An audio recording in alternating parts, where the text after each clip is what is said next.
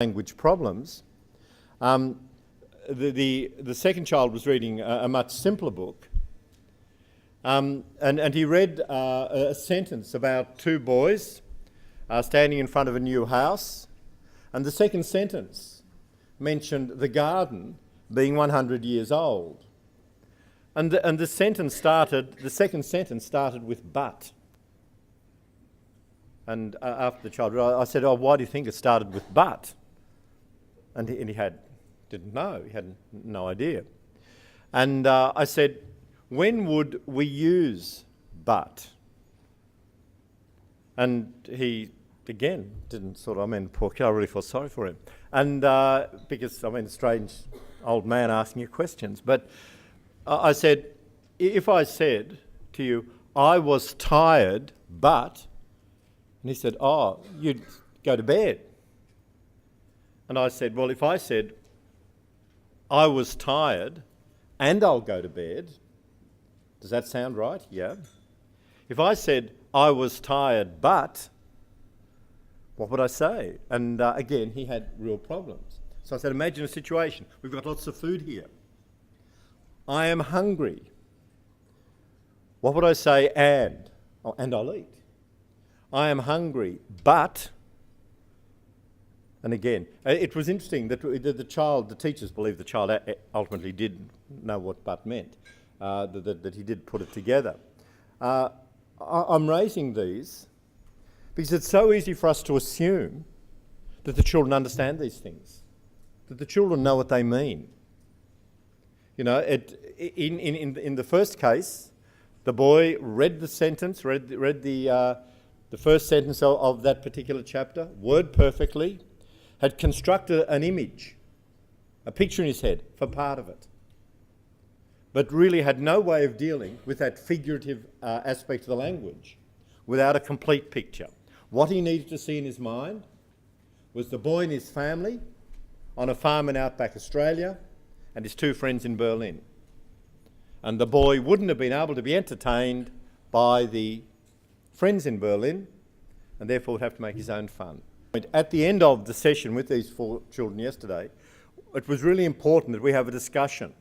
If you heard a phrase like, "there's no prospect on the horizon," what might it mean? So that at the end of the session, we really drew out what the new vocabulary was, and we also had a brief discussion about what we're going to do when we read. And the business of really making sure we put everything in the sentence into the picture. The children knew about visualising. I think the idea of putting everything into the picture was an additional idea for them, that they need to do those things. And I'm really wanting to stress this. I'm really wanting to push this idea that our teaching is almost, in one way, it's almost secondary in importance to the actions the students use.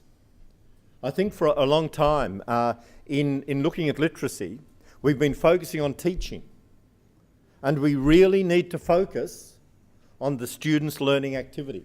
Now, we don't get the learning activity without the teaching, but the teaching by itself is not sufficient.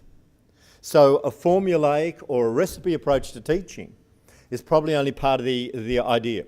We need almost a formulaic approach to the students' learning. Because if we get the students' learning going, then the teaching is going to follow. Because the teaching will critically need to be there to allow the learning to occur. And so we really need to have this focus on explicit learning, on the students showing us, really making clear to us what they've learned. So this business of knowing the pedagogy, we really need to keep there in our minds. And I would be arguing that it's really not sufficient for me as a teacher to give a text to a group of children, if I want them to learn from that text, and say, okay, read through it, and then tell me what you've learned. I think I've got to do much more about the cueing before they begin to read, and if I'm teaching them new strategies, what actions they're going to use as they read, and I'll cue them. Now, remember we said last time, we would really scaffold them. So it should be reasonable when you're looking at the pedagogy to gradually experiment with the scaffolding, bit by bit by bit, and we'll review that again in a few minutes. And the second part of the teaching is to move the students towards doing each of the actions automatically. We made a big deal of this last time. We really need to have the students learning to do these things by themselves. Now this school, the school that I was working in, the secondary college, has been putting in place the high reliability strategies this year. And one of the children said before we began to read, I said, what will you do as you read? And one of the children said, I'll try and imagine what the text is saying. And the boy who had the difficulty or who didn't, work out that phrase before we began said, if there are words we don't know the meaning of, we'll try and use the rest of the sentence to help us. So these Year 7 kids were on the way, and it was really great to be able to say to the principal, afterwards, the kids are really moving. These Year 7 children were saying what they do in their own words as they read. And according to the teachers there, they wouldn't have been, the Year 7 children 2 or 3 years ago wouldn't have been able to say that. And so that's a start. You're underway with it. And I would be, if I were all of you, I would be really using this measuring stick of saying to a group of kids, what is it you're going to be doing as you read? And what will the outcome look like? Because if we get that dialogue going in the classes, in our schools, we're inducing that way of thinking, both in the students, but also in your colleagues. And the more we do that, the better we're going to get the outcomes. Do you all agree with what I'm saying here? Now, don't argue with me if you don't. But I'm really wanting to push this because I think we need this to get the outcomes. We know we've been playing around with literacy for quite a while. In fact, for the 40 years that I've been involved in education, we've been looking at literacy. But if we can really get the students acting in particular ways to build new literacy knowledge through our teaching, we should be getting there. So the first aspect that I was wanting to push for you to really investigate this year is embedding the strategies in your teaching so that you can really see them working, you know what pitfalls are going to arise, you're able to